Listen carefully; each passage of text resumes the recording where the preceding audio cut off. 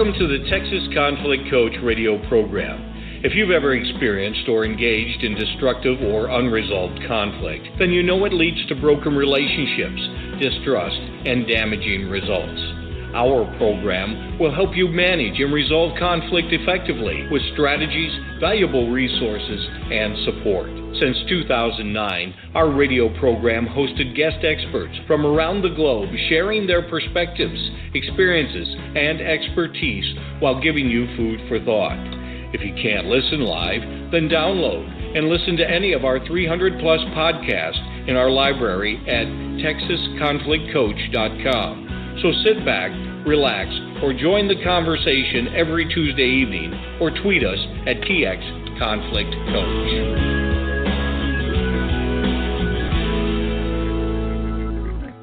Good evening, listeners, and welcome to Conflict Chat, Our Nation Divided and a Path to Reconciliation. I am Tracy King, and joining me is Stephen Kotev, and we are your guest hosts for tonight's program. The last Tuesday of every month, we highlight conflict-related topics found in recent media and television networks. We also want to hear from you. Share with us the situations that are happening in your life. We invite you now to engage. Call us at 347-324-3591, and then press pound 1 so we know you want to speak with us.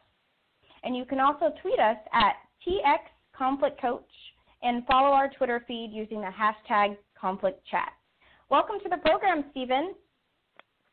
Tracy, thank you so much for having me. It's fun to actually be able to work with you. I don't think I've ever done a podcast or a program with you. We haven't. We've worked on other things, but we haven't been able to do this, so this is really neat. Yeah, I don't think we ever had, so I'm looking forward to it. Yes. So one of the things I noticed when I was preparing for this, Stephen, was a lot of the things that I looked for to bring to the program, whether it was on television networks, on media, or even the water cooler, what was happening in the office, all really had to do with politics and how divisive it feels to be on either side of the aisle. And so that's kind of what I found when I was looking for what to bring to the listeners tonight. How about you? Yeah, I was like the exact same spot. It seems that every time you listen to anything, it was some type of political issue one way or another. And, I do live in Washington, D.C., so I know it's a little bit different for me since everybody here is always thinking about it and talking about it. But I was thinking about it a lot and seeing how people seem to be listening less and less and just basically acting righteous more and more. And, it really started to get to me. I've had a similar situation. I actually was in Maryland, and I moved to Florida. And so I thought I would be a little bit more removed because I wasn't in that melting pot and so close to D.C.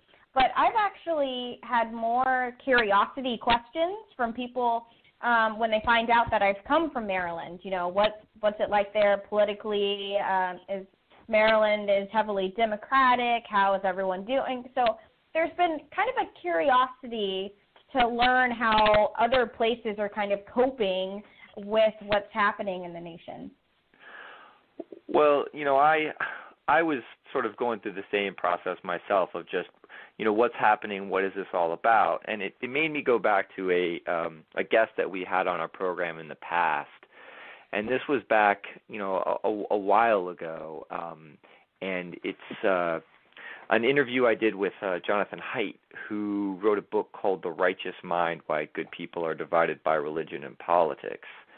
And that interview really just spoke to me in so many different ways about what is dividing us and what could possibly unite us.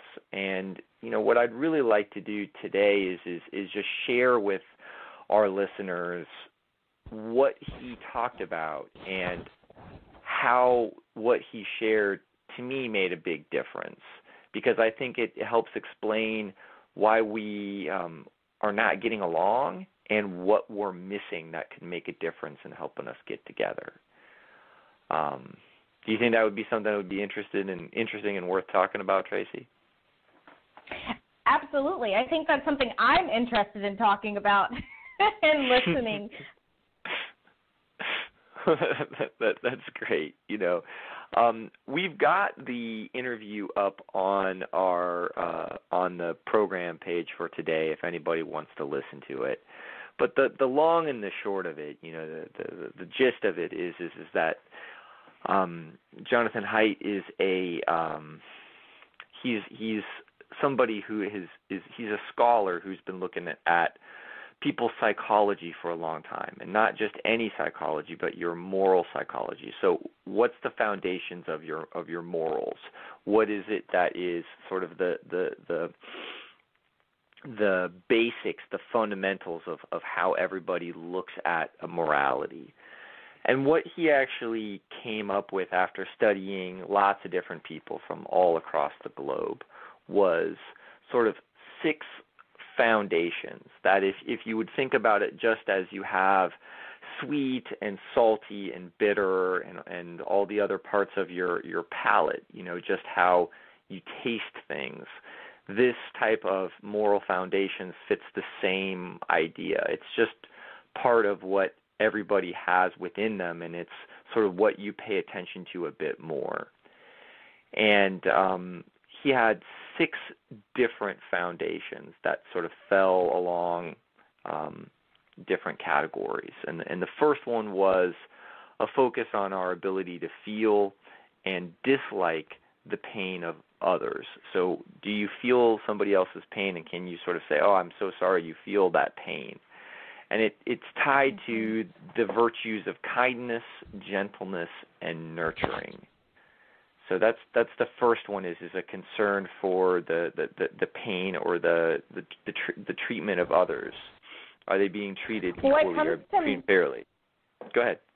What comes to mind of the first one is just the idea of empathy. That word really stood out in my mind when you were reading that, is just that ability to kind of put yourself in someone else's shoes and see through their lens.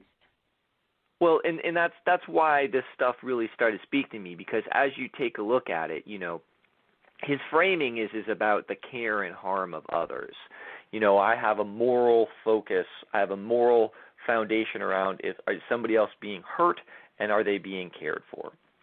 The second one is a focus on the ideas of justice, rights, and autonomy. So is somebody treated fairly? So are we caring for them is the first one. The second one is are they being treated fairly? Are they being treated justly? The third one is a focus on the virtues of patriotism and self-sacrifice for the group. So it's this idea of, are you focused on your country? Are you focused on your neighborhood? Are you focused on your state? Are you focused on your hometown? And are you proud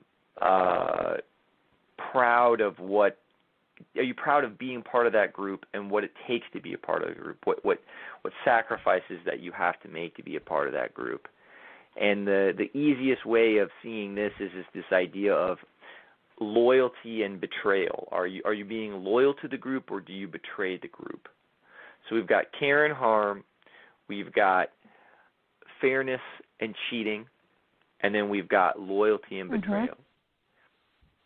Then after that, there's this idea of how do we look at authority? Are we actually following authority? Are we actually honoring authority, or are we being subversive to it? Are we trying to defy it? And this underlies the virtues of leadership and being a follower, including deference to legitimate authority and respect for traditions. So are you actually honoring what the traditions are? Are you actually following, in a sense like police, like a legitimate sense of authority? And are you actually doing that? What the mayor says, what your principal says, what the crossing guard says, are you honoring these legitimate sources of authority? The next one. It's almost like, do you color outside of the lines, or do you stay inside of the box? Well, yeah, and I think it's more than that. It's, do you think that's what should be done?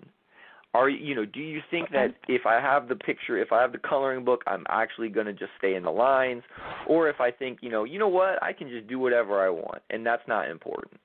Just being able to have that contrast is one of the things that's really central to how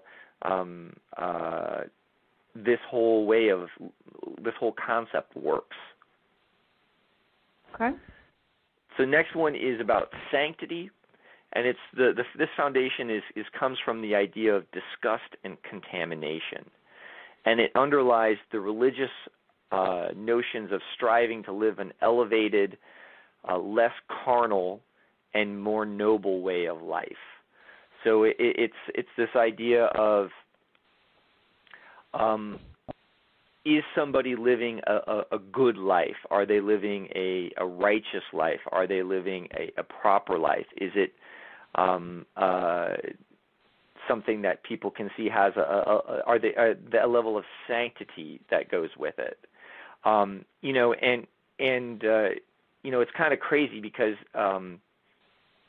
well, I'll tell you a little bit more about the testing because there's a crazy story about how he tests for this. But let me give you the last one, and then I'll tell you a crazy story because the last one is a foundation about liberty and oppression, and it's the idea about feelings of resentment or reacting if anybody tries to dominate them and restrict their liberty, their ability to do whatever they want.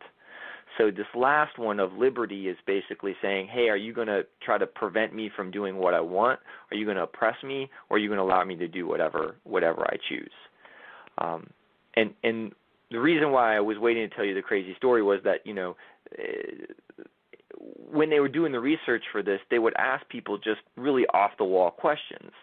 But they were questions that really spoke to the heart of people's moral responses.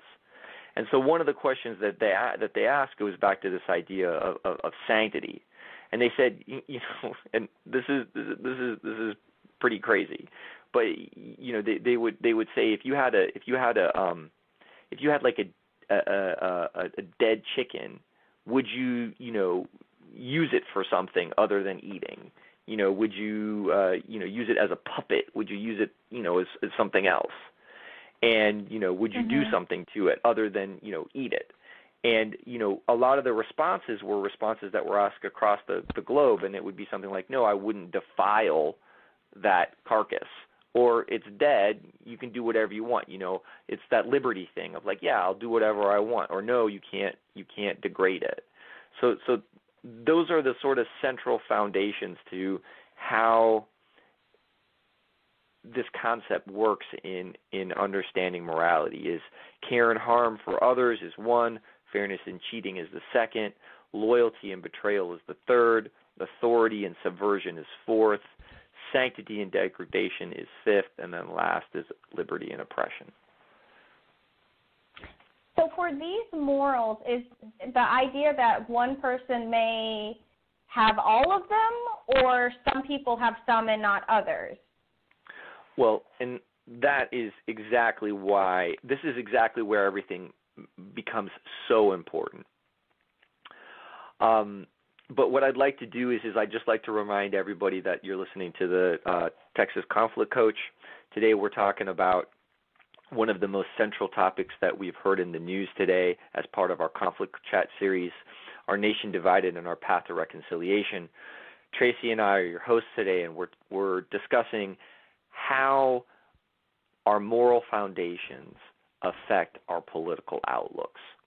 So, Tracy, thank you so much for that question. That's an excellent question, and one of the things that I've really been thinking about for a long time. Because when you look at this concept and you look at some of the scholarship that's done behind this, what Jonathan Haidt found was that liberals tend to focus on justice, and they tend to focus on care and concern for others.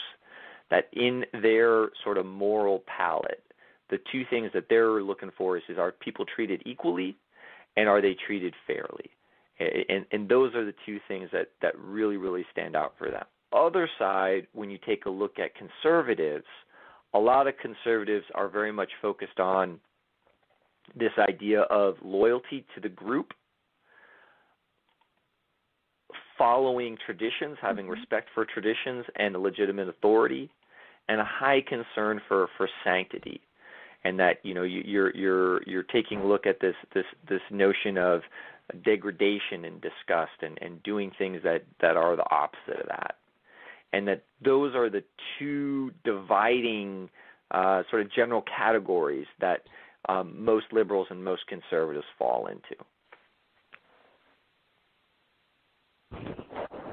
So it's possible when you look at the moral foundations that not everything's going to apply to you depending on whether you fall under the umbrella of a liberal or a conservative. For liberals, it's more the idea of justice and care, and conservatives is its loyalty to the group and patriotism and those pieces. Right. And you know, we put up on our program page a picture, and it's something that I pulled actually off of Facebook.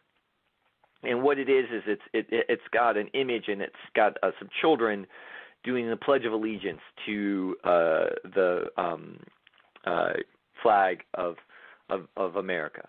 And the line says, maybe instead of teaching our kids to respect flags and anthems, then it shows a child providing, I don't know, some type of food or something to a homeless person. It says we should teach them respect. We should teach them to respect justice and humanity. And this image so perfectly captured what I was trying to help people understand. Is that from a liberal perspective, teaching them to respect justice and humanity is exactly what their morality calls them to do. That's the thing that's most compelling to them.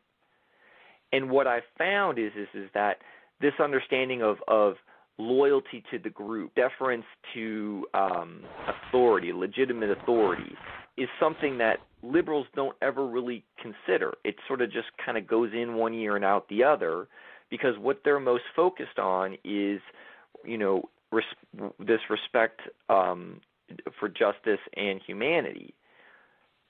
And politically, I see this happen all the time, because on the other side, you know, the liberals aren't ever considering somebody who says, you know what, it's actually important for us to be loyal to our country, to be loyal to our group.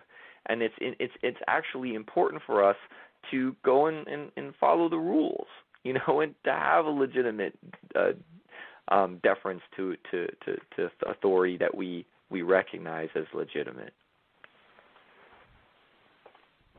I think that's a really interesting concept, and what comes to mind for me is the idea of being able to have the conversation. So there's these different moral foundations, and you've shared with the listeners the idea that liberals, they feel strongly towards justice and care and also authority and respect, and conservatives also feel strongly towards loyalty to the group. And there's some commonalities in there, and I'm just wondering, because when I've seen both sides have conversations together, they don't hear one another. It seems like it's more of a debate, and people become very defensive. And so I'm wondering, what are some of the ways that this information can use to help our listeners have conversations that can further highlight things that they have in common? Well, for me, the first one is just to listen differently, because, you know, one of the ones that I think about all the time is the argument that you see around Black Lives Matter and all lives matter. Mm-hmm. And within it, to me, a lot of times people don't understand what the other person is saying, because they're not paying attention to what are some of the moral underpinnings that each person is carrying with them. And that from a conservative perspective, it's very easy to say, well, Black Lives Matter is a way of differentiating somebody from the group as opposed to caring for the entire group. Instead of saying, well, let's take care of everyone in our group, it's saying, well, these people are going to get, sort of special treatment. And on the liberal side, the liberal side is saying, well, these people have been treated badly and they need to be cared for and they need to be treated justly.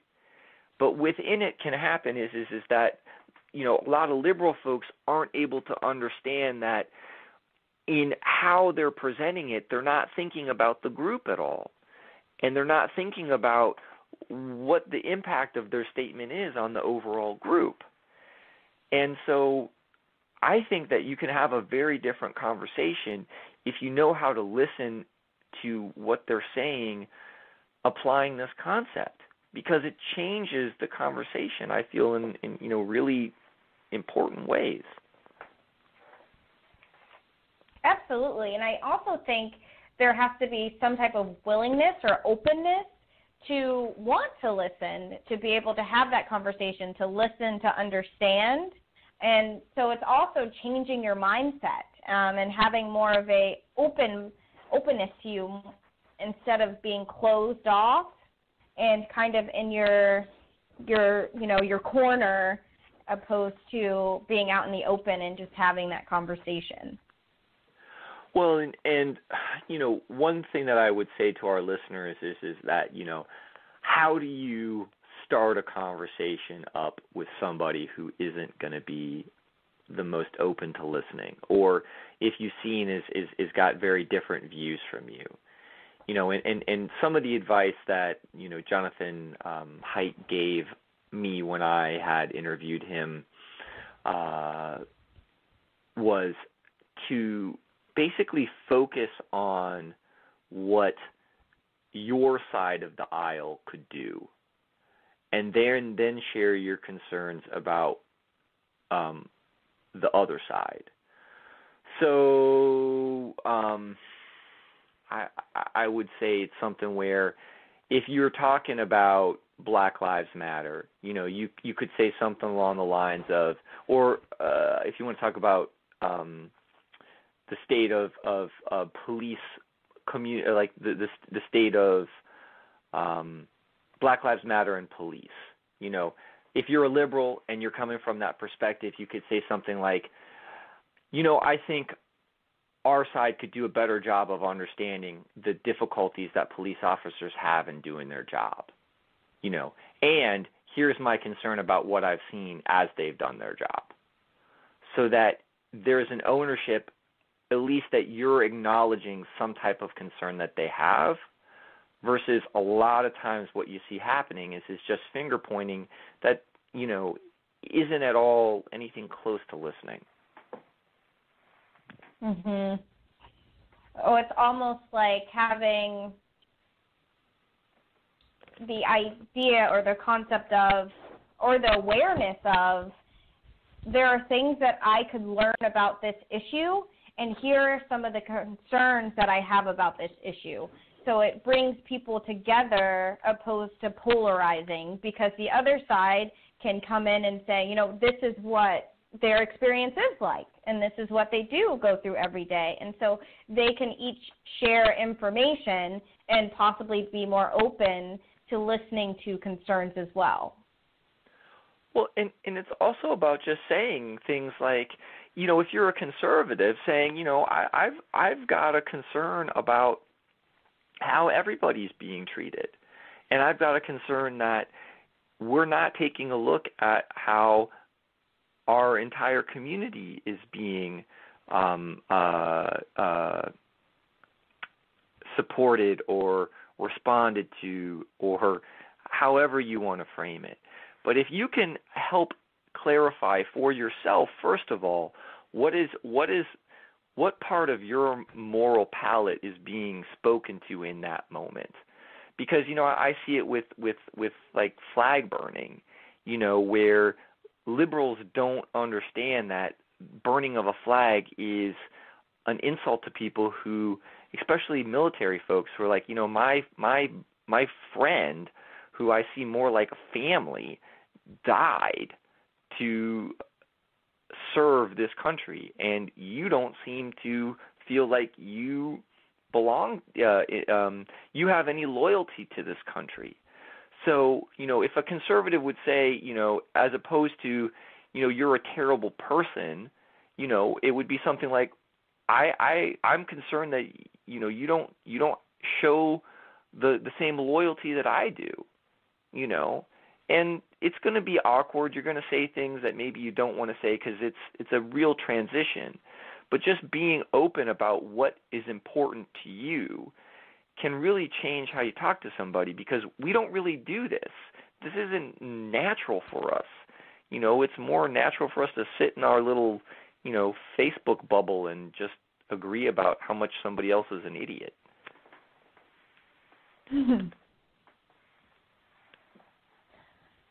So some of the big takeaways that I've heard from this program is the idea of kind of having your own self-awareness and where your passion or where your views are coming from that can help you frame how you can have a different conversation that may be more positive, and also helps you learn from the different sides what's kind of going on regarding the topic that's important to you.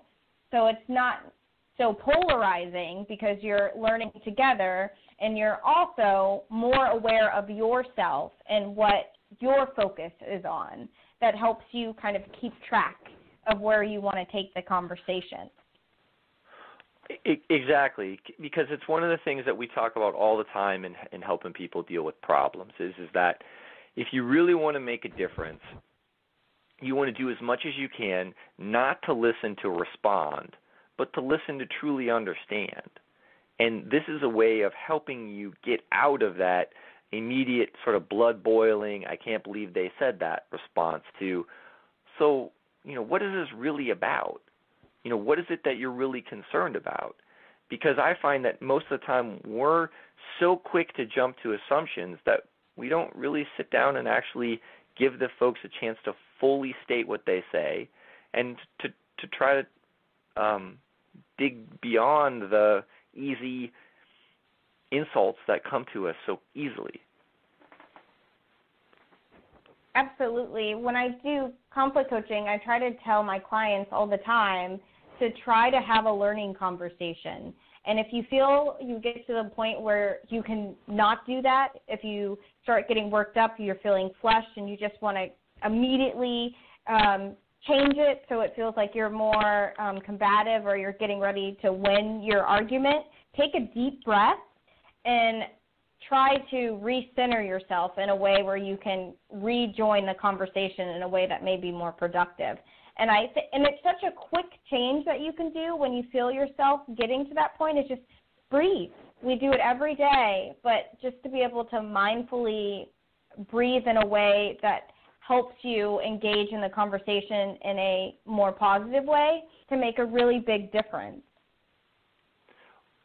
Exactly, because what I find is that we're doing a great job of pulling ourselves apart. But if we're really going to work for reconciliation, we got to be able to control ourselves first of all, which is grounding yourself, regulating your fight or flight response, being able to actually listen as opposed to argue. But then the second thing is to say, well, what is it that really matters to you, and to give them the benefit of the doubt that they're a decent person that has real valid concerns, and that they're not whatever you want to call them, all the different slurs that are out there that are libtard and cuck and all these other things that to me are one way or another completely demeaning to the other person. And we're always going to have these people who we don't agree with and we think are fundamentally wrong, and they may well be. But there's a lot of really good people in this country right now who don't see the person on the other side of the aisle as a decent person. They see them as somebody who is either completely irrational or a monster or some other version of that. And this concept of saying, well, hey, Is it about care and harm? Is it about fairness and cheating? Is it about loyalty and betrayal? Is it about authority and subversion? Is it about sanctity and degradation? Or is it about liberty and oppression? Is it about one of those things? Is that really what this is about? And I think you have a very different conversation about that versus this sort of same old stuff that we're doing now, which I don't think is serving us very well at all. Absolutely. I agree. Oh, well, I think we could probably talk about this topic for hours, but I think it's time to unfortunately do our 3-part closing and just remind the listeners that this program is also a resource, but there's over 325 podcasts that can help you with strategies for your conflict situation. And if you visit texasconflictcoach.com, you can access all of our podcast library, and you can listen on our YouTube channel on the Texas Conflict Coach or follow us on Twitter at Texas Conflict Coach. Stephen, is there a final message that you would like to leave with the listeners as we talk about reconciliation and self-awareness? Yeah, I would say if we want to pull the country together, we got to first understand ourselves and then actually legitimately try to understand somebody else and understand them outside of your comfort bubble. Go make friends with a conservative. Go make friends with a liberal. Go have lunch with a libertarian. Sit down and actually allow these folks to share what matters to them. I think if you can make friends with somebody who you disagree with, I think we can actually make this country much better than it is right now. Thank you for listening to the Texas Conflict Coach. We hope you've enjoyed the program. You can find over 300 podcasts archived to listen at your own convenience at texasconflictcoach.com or download the podcast at iTunes or Stitcher Radio. To learn about upcoming radio programs and resources, sign up for our monthly e-newsletter.